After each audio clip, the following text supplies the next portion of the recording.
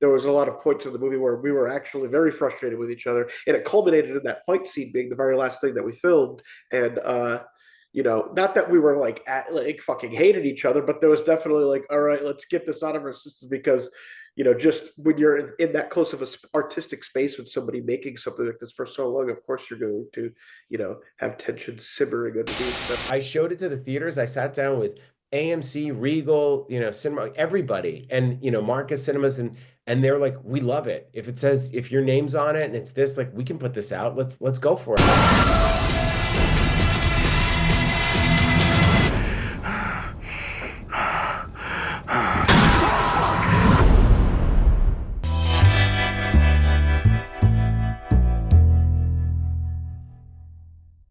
This movie seemed to be like a very difficult process to put together for that time, even though it's only you and Matt for the most part and a lot of practical effects.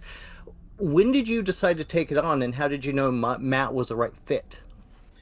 well, Matt's been a good friend of mine for like 10 years, maybe longer. We've collaborated on a lot of movies. He produced my movie Bliss. He was in Christmas Money Christmas, and he's predominantly an actor, but he hasn't been getting, he's kind of delved into editing. But I always wanted to give him like a meaty role, something that I know that he can sink his teeth into because he is such a good on-screen talent. And when I started putting this movie together, because of the way that we were making the movie, and I knew it was going to be like a really taxing thing, and I thought it was going to take like 6 months, not 4 years, but somebody who was going to be on board for that 6 months. So I wrote it with me and Matt in mind. And because of the friendship angle, like we were able to, kind of play off of our history together. And then also, interestingly enough, because of, I guess, the tension that came with how long the movie kept going, and sometimes like there was a lot of points in the movie where we were actually very frustrated with each other, and it culminated in that fight scene being the very last thing that we filmed. And not that we were like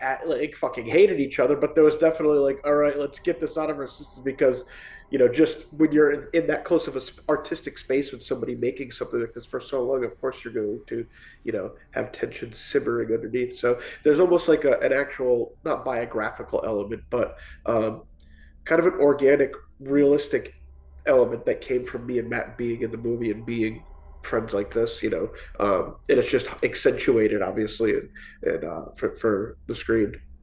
Really, yeah, it really works so well. And now, Eli, I want to jump in with you. How did you discover this movie? I know you guys are friends, but like, when did you first watch this movie, and what was your reaction to it? Well, it was actually Ty West told me about it. When I kind of announced the horror section and that I was going to be releasing my own movies through Iconic and putting them theatrical, unrated, just like total, balls to the wall horror movies. Ty said, "Hey, have you seen Joe's new movie?" He goes, "It might be right for your company." And I was like, "Well, I didn't even think I'd be acquiring movies. It was really just for me to produce and release, stuff that I want to, make from scratch." And he said, no, he goes, he made a movie that's like an old school Peter Jackson movie. He shot it on film. It's like early Sam Raimi. He goes, it's totally crazy, all practical effects, but he shot it on 16 and like he spent years making this movie, like 4 years of shooting.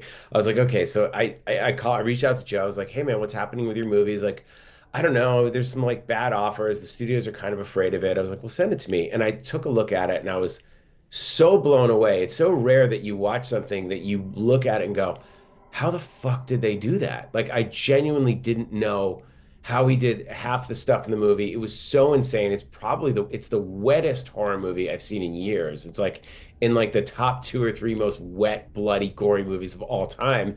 And I just couldn't believe it. So I called Joe and I just started hitting him with all these questions. I'm like, how did you do that shot going up to the ceiling? How did you do this one? He's like, well, man, we drilled eyelets and then I strapped the camera to me. My friends ran down the hallway. And I'm like, were you running a real chainsaw? He goes, yeah, no, I got like a battery powered chainsaw and we're just cutting off limbs. And I'm like, didn't your neighbors complain? He goes, no, never once. I was like, how's that possible? He's like, man, we've been partying in that apartment for a number of years, so they didn't even notice. Like, I mean, years, and I was like, that fight scene is insane. He's like, yeah, well, we spent, 4.5 months shooting it. So it's the kind of movie that like it's like Eraserhead or Evil Dead that like it's truly made by a lunatic. And I mean that is the highest compliment. But Joe is such a skilled director that he pulled off stuff that I've never seen before. I was like, the last shot of the movie. I've never seen that in a movie. There's so many things. I was like, I can't believe what I'm watching. You cannot, describing it doesn't do it justice. And I said, hey man, I'm about to go to CinemaCon next week. Why don't you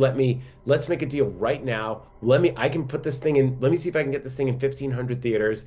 And let's do like a wide unrated release. Like imagine if you were like some, teenager and you just went to the movies thinking it was like Final Destination or Sinners, and Jimmy and Stiggs comes on and it's this like reanimator style, like over the top splatter fest. Like your head would explode. So I showed it to the theaters. I sat down with AMC, Regal, cinema, everybody, and Marcus Cinemas, and they're like, we love it. If your name's on it and it's this, like we can put this out. Let's go for it. Like fans are looking for another experience, even though the movie's not like Terrifier, they want another experience like that. And I always say with movies like this, you can pirate the movie, but you cannot pirate that experience. It's like going to Coachella, that you have to be there. And kids want that, horror fans want that badge of honor of discovering something and championing something and going, man, I was there when we saw it. So we just thought, you know what? I wasn't planning on releasing another movie until my first film, Ice Cream Man, but we thought this is it. Like it's too good of a movie. I love Joe as a filmmaker. This is his moment to really break out mainstream. And we thought like, what the hell? Let's just go for it. So we're putting it out there. Just closing thoughts. I know we've talked a little longer. Thank you guys so much for talking to us. But I gotta say, I want to just dive in a little bit to the horror section again. Like, how can people get involved, and when does the film come out, and all the necessary plugs we need to do, because this film is fucking great. Thank you. Well, this is a total word of mouth movie. And look, we did a great thing where I offered a piece of the company to the public, and we had 2,500 people sign up and join. So if the movie does well, they'll do well, and Joe will do well. Like support the movie, get Joe out of the apartment, like he'll buy a house. Yeah, And credit card debt. then he'll paint that one and destroy it. So I mean, look, this is a pure word of mouth movie. I wanted a movie that was like a discovery and a real insane unrated experience. The whole idea with horror section is if we can take Jimmy and Stiggs, that is this insane over like nuts movie, and put it out there. If this thing makes $2 million or $3 million at the box office, it's a huge hit. We're marketing directly to horror fans. I'm not buying ads on, the NBA finals and stuff. Like this is us taking the money and putting it into renting theaters to release it ourselves. So it's a whole new way of doing it. So if this movie works, it opens up the door for other filmmakers to get their movies to me, so we can just put them on as many screens as possible. This is not, and again, no shade at the streamers. These are not for streamers. This is not VOD. This is not day and date.